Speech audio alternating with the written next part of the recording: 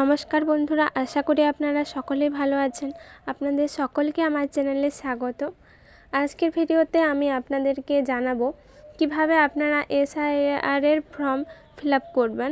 সম্পূর্ণ form fill up আজকের এই একটা ভিডিওতে আপনারা পেয়ে যাবেন, তাই ভিডিওটা স্কিপ না করে শেষ পর্যন্ত দেখতে থাকুন। চলুন তাহলে ভিডিওটা শুরু করি। আপনারা আপনাদের ফর্মের একবারেই ফর্মের ওপরে বাঁ দিকে আপনাদের নাম থাকবে, যার নামে ফর্ম এসেছে তার নাম থাকবে, এপিক নম্বর থাকবে, ঠিকানা থাকবে। তার ঠিক সাইডেই থাকবে ক্রমিক সংখ্যা, আপনার যে ক্রমিক সংখ্যা সেটা, অংশ নাম্বার ও নাম, আর থাকবে বিধানসভা বা লোকসভার নাম। আর তার সাইডে আপনাদের একটা পুরনো ছবি থাকবে এবং তার ঠিক পাশেই আপনাদেরকে বলতে হবে সাম্প্রতিক একটা রঙিন ছবি আপনাদেরকে তার ঠিক সাইডে ডান দিকে দিতে হবে। এরপর চলে আসি, এই ফর্মের এই মাঝ বরাবর ওপরে লেখা থাকবে জন্ম তারিখ, মাস, বছর তিনটাই উল্লেখ করতে হবে। যার ফর্ম তার জন্ম তারিখ বা ডেট অফ বার্থ ঠিক সাইডেই ডান দিকে জায়গা আছে, সেখানে লিখে দিতে হবে। এরপর আসছে আধার নম্বরটা ঐচ্ছিক, আপনাদের ইচ্ছা হলে দেবেন, নাহলে দেবেন না, কিন্তু আমি বলবো দিয়ে দেওয়াই ভালো। এরপর আসছে মোবাইল নাম্বার, যে কোনো একটা মোবাইল নাম্বার দিতে হবে। তারপর আসছে পিতা বা অভিভাবকের নাম, আপনারা আপনাদের পিতার নামই দেবেন। পিতার নাম এখানে লেখার পর আসছে পিতার এপিক নম্বর যদি থাকে, পিতার যদি এপিক নাম্বার থাকে তাহলে অবশ্যই সেই এপিক নাম্বার আপনারা দেবেন, আর যদি না থাকে তাহলে দেওয়ার দরকার নেই। এরপর মায়ের নাম, আপনারা আপনাদের যার নিজস্ব মায়ের নাম দেবেন, অবশ্য যার ফর্ম তার মায়ের নাম। এরপর দিতে হবে মায়ের এপিক নাম্বার যদি থাকে, যদি মায়ের এপিক নাম্বার থাকে তাহলে অবশ্যই দেবেন, আর যদি না থাকে তাহলে দেওয়ার দরকার নেই। তারপর স্বামীর নাম বা স্ত্রীর নাম যদি থাকে, স্বামী বা স্ত্রী যদি থাকে, বিবাহিত হলে আপনারা আপনাদের স্বামীর নাম বা স্ত্রীর নাম দিয়ে দেবেন। তারপর স্বামী স্ত্রীর এপিক নম্বর যদি থাকে, যদি স্বামী বা স্ত্রীর এপিক নম্বর থাকে তাহলে অবশ্যই এপিক নাম্বার দিয়ে দেবেন। এরপর আসছে সর্বশেষ এসআইআর এর নির্বাচক তালিকা থাকা নির্বাচকের বিবরণ। এখানে 1 নম্বরে থাকছে নির্বাচকের নাম, যার নাম তার নাম দেবেন।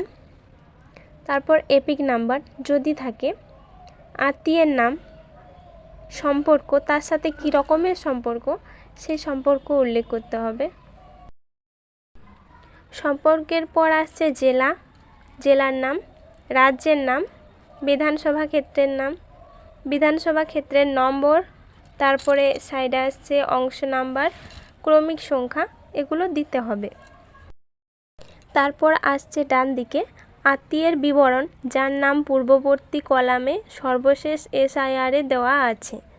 যে আত্মীয়ের নাম আপনারা দিয়েছেন সেই আত্মীয়ের বিবরণ দিতে হবে।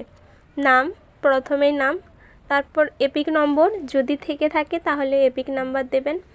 আত্মীয়ের নাম, সম্পর্ক কি সেটা দিতে হবে। জেলার নাম, রাজ্যের নাম, বিধানসভা ক্ষেত্রের নম্বর, অংশ নম্বর, ক্রমিক সংখ্যা।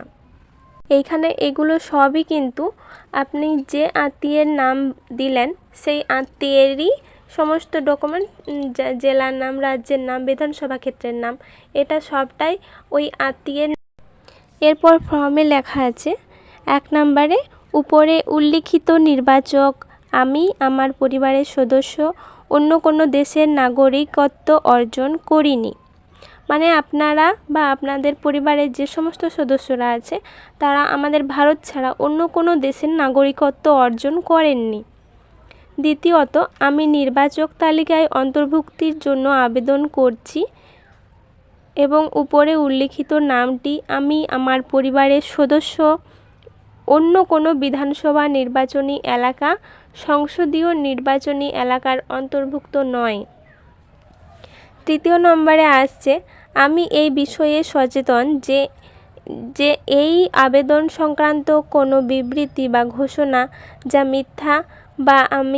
যা আমি মিথ্যা বলে জানি বা বিশ্বাস করি অথবা সত্য বলে বিশ্বাস করি না, তা 1950 সালের জনপ্রতিনিধিত্ব আইনের 31 ধারা 1950 এর 43 অনুযায়ী 1 বছর পর্যন্ত কারাবাস বা জরিমানা বা উভয়ভাবে শাস্তিযোগ্য অপরাধ হিসেবে গণ্য হতে পারে।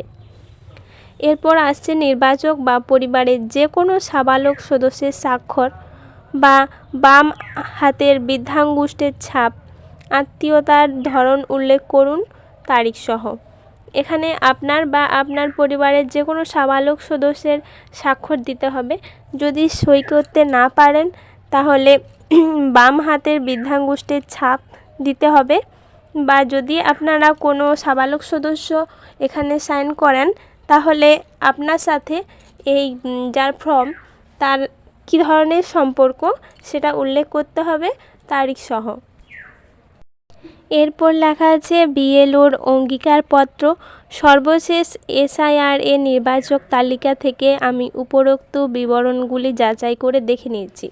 বিএলও এসে আপনাদের সমস্ত কিছু এখানে যা যা আপনারা লিখেছেন সবই বিএলও যাচাই করে দেখে নেবেন। তারপর ডান দিকে বিএলওর স্বাক্ষর, বিএলও এখানে সই করবে। এরপর আপনাদেরকে জানাচ্ছি যে এই ফর্মেরই ঠিক আরেক কপি আপনারা সমস্ত কিছু রেডি করে, মানে একই সাথে দুটো ফর্ম তৈরি করে সমস্ত কিছু লিখে তৈরি করে ছবি চিটিয়ে তারপর আপনারা একটা ফর্ম বিএলওকে জমা দেবেন এবং আরেকটা ফর্ম বিএলওকে সাইন করিয়ে বিএলওর মোবাইল নাম্বার নিয়ে আপনারা নিজেদের কাছে রেখে দেবেন প্রমাণস্বরূপ। আপনাদের সুবিধার্থে আমি সমস্ত কিছু এই ফর্মে যা যা ফিল আপ করতে হবে সমস্ত কিছু আমি বলে দিলাম। এরপর আপনাদের যদি একটুও উপকার হয়ে থাকে অবশ্যই ভিডিওটি একটি লাইক করবেন এবং অন্যদের মধ্যে শেয়ার করে দেবেন। এরকম আরও ভিডিও দেখতে হলে চ্যানেলটি সাবস্ক্রাইব করবেন এবং এরপর আপনারা আর কী ধরনের ভিডিও দেখতে চান আমাকে কমেন্ট বক্সে অবশ্যই লিখতে পারেন। নমস্কার, আজকের ভিডিও এখানেই শেষ করছি। সকলে ভালো থাকুন, সুস্থ থাকুন। নমস্কার।